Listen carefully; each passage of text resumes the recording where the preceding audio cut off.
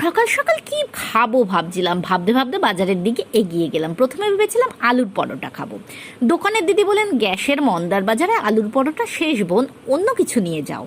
এগিয়ে গেলাম রক্ষিত সুইটসে, চাইলাম দাদা লুচি হবে। সুন্দর করে বলে দিল, না দিদি কচুরি হবে, 1 প্লেট 50 টাকা।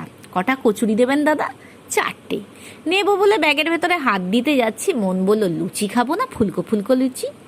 উত্তর কলকাতাবাসী হওয়ার জন্য লুচির একটা আলাদাই ভূমিকা আছে আমাদের বাড়িতে। এখনও মনে আছে, প্রতি রবিবারই সকালে লুচি খেতে খেতে আমি মহাভারত দেখতাম।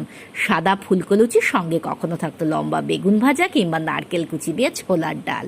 কোনোদিন আবার বিকেলে হতো কিমা দিয়ে ঘুগনি। তবে লুচির টুকরোটিকে যখন নরম কুসুমের মধ্যে ডুবোতাম এবং সেই টুকরো যখন জিহ্বার স্পর্শে আসতো, তার যে কি অপূর্ব স্বাদ, যারা খেয়েছেন তারাই উপলব্ধি করেছে।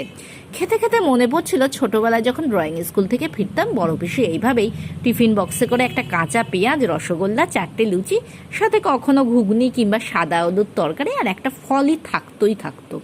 অনেকেই বাসি লুচি খেতে পছন্দ করে না, কিন্তু বাঙালি যদি খাদ্যরসিক হয় তাহলে বোধহয় কোনো কিছুই তার কাছে বাসি নয়, সব টাটকা। চোখের তারার সাথে মিল পেয়ে নাকি লোচক শব্দ থেকে লুচির উদ্ভব।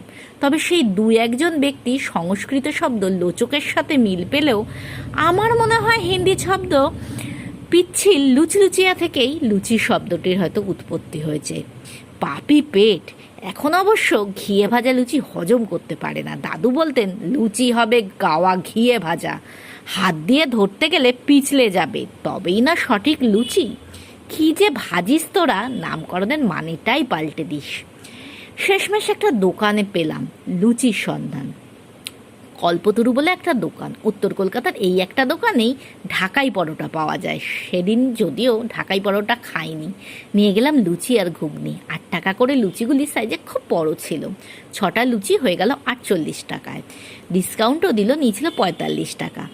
এখন দোকানটিতে দুপুরে ভাত ডালও পাওয়া যাচ্ছে। পাড়ার থেকে খবর সংগ্রহ করে এমনিই পেট ভর্তি হয়ে গেছিল। এখন পাকস্থলী চাইছিল ভারসাম্য বজায় রাখতে, তাই তাড়াতাড়ি দৌড়ালাম বাড়ির দিকে।